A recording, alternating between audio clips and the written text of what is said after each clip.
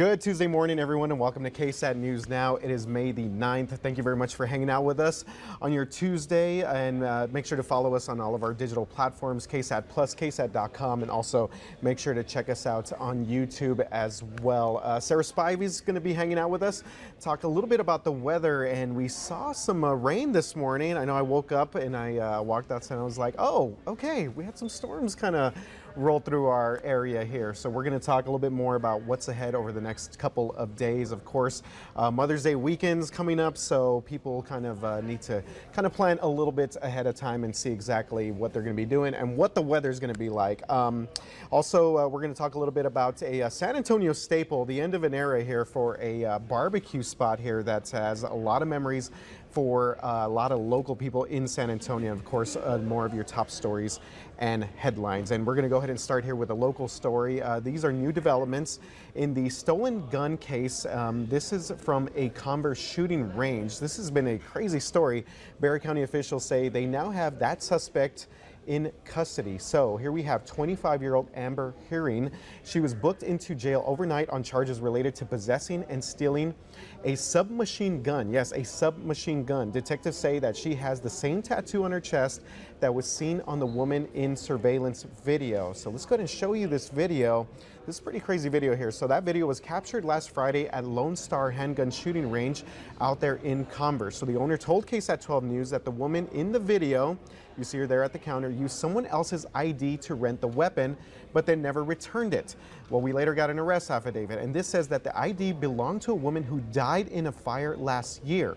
It says detectives began investigating social media accounts for that woman and her family and found that Herring is actually her sister. So they actually believe Herring used her dead sister's ID to rent and then steal that submachine gun. Very, very interesting story there and developments in this case. Make sure to check out our full video and story there on KSAT.com. Okay, moving on to some big statewide news today. Fort Hood is officially being renamed today. This is very interesting here. It's being renamed to Fort Cavazos. All right, so the fort was named after a Confederate general and is now being renamed after the Army's first Hispanic four-star general, Richard Edward Cavazos. So Cavazos was actually born in Texas, so a Texas native. He was born in Kingsville. Very interesting, to Mexican-American parents. He served in the Korean and Vietnam Wars and became a four-star general in 1982. So he retired from the Army in 1984 after 33 years of service and died in 2017 right here in San Antonio. And he's actually now buried at Fort Sam. Fort Hood is one of 9 U.S. Army installations being renamed after the recommendation of a congressional commission set to remove Confederate names from military bases. So a lot of people have known Fort Hood for a long time. It is now Fort Cavazos. All right, so we are expecting some big weather changes here. It's going to be a very interesting week moving forward. And before we get to Sarah, we want to remind you about some areas around town to be mindful for flooding. Yes, these common spots that we always get. So here we go. Bassey Road at 281 there. Olmos Creek usually always rises quickly whenever we get heavy rainfall. Salado Creek at I-35. Water usually pools on the access roads there, and Penn Road at Highway 151 sometimes floods when Leon Creek overflows. So a lot of our normal spots here. And of course, this is a big one here. The lower levels of I-35, always a big one there. That tends to shut down after heavy rains, and that can trigger flash floods on the highway. Always remember to check out the KSAT Weather Authority app. And remember, you cannot stress this enough, turn around, don't drown. Yeah, I think that's so good, RJ, to remind all of our San Antonians the common flooding areas, because believe it or not, it has been a couple of years since we have seen a widespread heavy flood event in San Antonio. We have been stuck in a dry weather pattern over the last 2-3 years, but we're starting to see that change. Now today we've got rain out there, and we'll talk about that in a bit, but I want to show you that it's really over Mother's Day weekend. We're talking Friday ramping into Saturday, and then again on Sunday, Mother's Day, that flash flooding is very possible. We're getting more and more confident about a heavy rain event which could lead to flash flooding, especially on Saturday. So good to remember that there are many areas around San Antonio that flood at times. Now, our city is well prepared for the flooding events, but it's something we need to keep in mind. Here's a look at the radar right now. You can see very clearly. I want to nerd out for you a little bit. Okay, notice how these showers and storms are kind of moving in a counterclockwise motion. If you look hard enough at it, you can see that. Counterclockwise motion.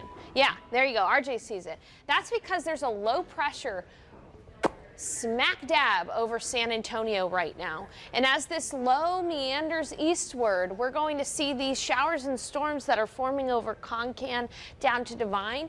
Those are going to move over towards San Antonio as well. So even though we've got some light rain right now over the Alamo City, into the afternoon we expect our storm chances to kind of pick up a little bit. This is a snapshot at 2. But as we head into the rush hour, there could be some more rain on the radar. And these are going to be very slow moving storms. We're not necessarily highly concerned about severe weather today. The threat is really mainly for the heavier rain. So before you head out for your evening commute, before your family heads out after school or things like that, make sure to check the radar. It's not until after 10 p.m. that we start to see that low pressure system really move eastward. And tomorrow and Thursday, our rain chances are going to be a lot less. We're going to be looking more at isolated showers and storms on Wednesday and Thursday. But for the rest of your day today, temperatures will probably get into the 70s, and we'll be looking at an increasing rain chance close to rush hour. 3, 4, 5, 6 p.m. 60% coverage of storms that'll last until about 8, and then we'll see those rain chances taper off by the evening. Now, as I take you through the futurecast, there's that low that's exiting.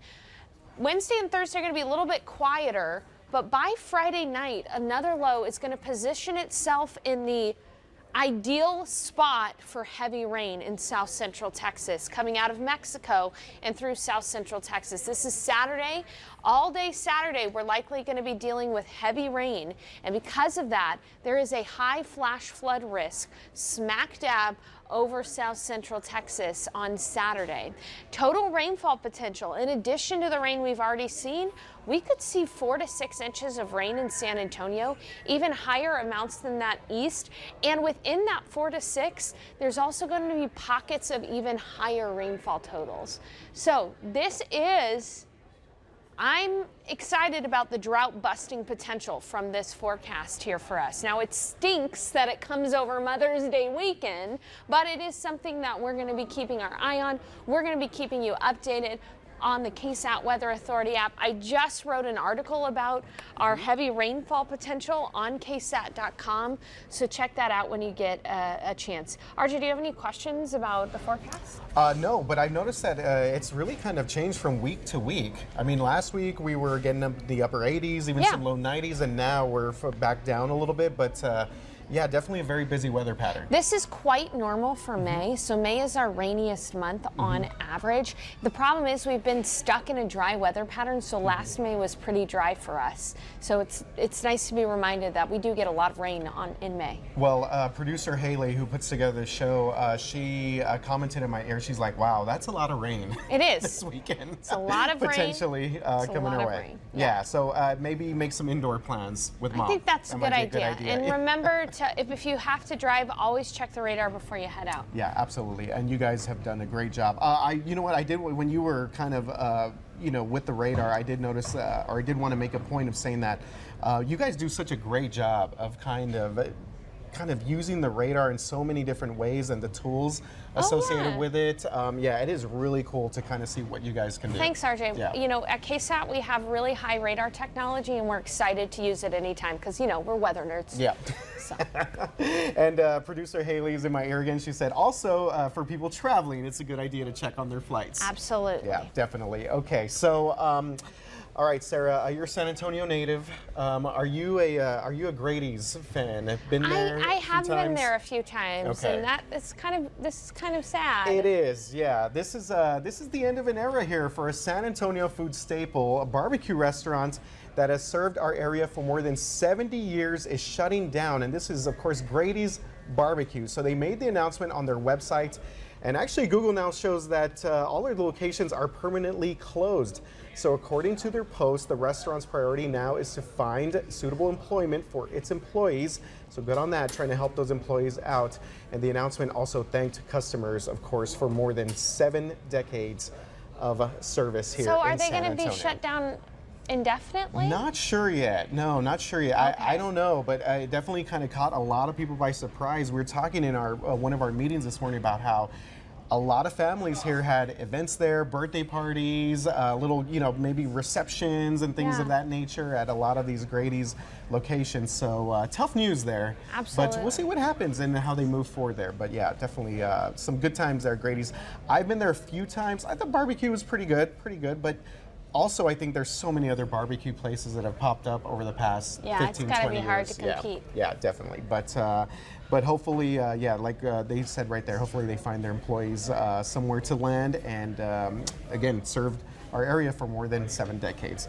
All right, that's going to wrap things up again. Make sure to check out the KSAT Weather Authority app. There's a lot of changes coming our way here, so make sure you follow that. Thanks for hanging out with us on KSAT News Now. We will see you again soon. Hasta mañana.